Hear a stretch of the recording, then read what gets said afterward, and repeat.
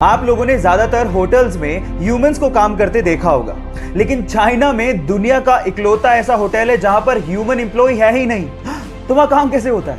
वहां काम होता है रोबोट्स के द्वारा, छोटे से लेके बड़े काम तक, रिसेप्शन से लेके रसोई में खाना बनाने तक और उसे परोसने से लेके सफाई तक का काम रोबोट करते हैं। और इन सारे रोबोट्स को एक सेंट्रल कंप्यूटर कंट्रोल करता है। वहां पर रूम को खोलने के लिए फेस लॉकिंग सिस्टम लगा हुआ है। गाइस, इस पूरे होटल को चाइना की अलीबाबा कंपनी ने बनाया और इसका नाम है फ्लाइजू। ऐसी टेक्नोलॉजी, ओह माय गॉड, मैंने तो पहले कभी नहीं देखी। आप लोगों ने कैप्टन अमेरिका के हाथ में शील्ड को तो देखा होगा और उसको देख के शायद ऐसा महसूस होता होगा कि काश हमारे देश की सेवा में लगे और रक्षा में लगे सैनिकों के हाथ में ऐसी शील्ड होती ताकि उनकी जान को बचाया जा सकता।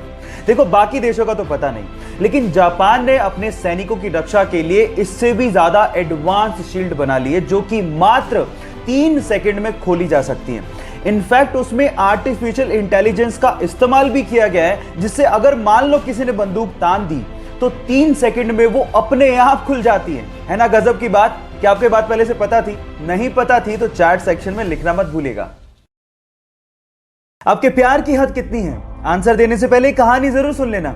यह बात 1970 की, जब स्वीडन से एक टूरिस्ट से एक इंडियन आर्टिस्ट को पहली नजर में प्यार हो गया। उसके बाद वो एक दूसरे को डेट करने लगे और फिर शादी हो गई। लेकिन कुछ कारणों की वजह से उस लड़की को वापस अपने देश लौटना पड़ा। लेकिन उस लड़के ने कहा था कि हम लोग एक दिन फिर से मिलेंगे।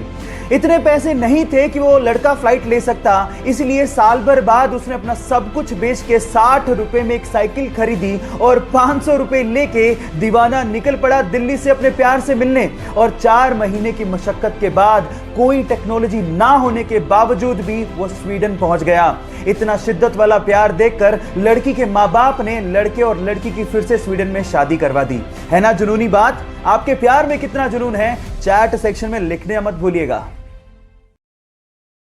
प्लास्टिक हमारे लिए, एनिमल्स के लिए, समुद्री जीवों के लिए और इस एनवायरनमेंट के लिए बहुत खतरनाक है, क्योंकि इसको यूज करने के बाद उसका क्या किया जाए ये नहीं पता, क्योंकि अपने आप से खत्म नहीं होते। अब इसका ऑल्टरनेट क्या है? साइंटिस्ट लोगों ने इसका ऑल्टरनेट निकाल लिया है, जिसे हम सोलू बैग के नाम से जानते हैं। एक्चुअली सोलू बैग कैल्शियम कार्बाइड और नेचुरल रबर के कॉम्बिनेशन से बनाया जाता है। अभी दिखता है एकदम प्लास्टिक के जैसा है, लेकिन इसकी खास बात यह है कि जैसे यूज करने के बाद आप इसको पानी में डालेंगे, ये पानी में चुटकियों में डिसॉल्व हो जाता है। और साइंटिस्ट लोगों का यह भी कहना है कि गलती से भी वो पानी किसी ने पी लिया तो उसके लिए कोई खतरा नहीं है।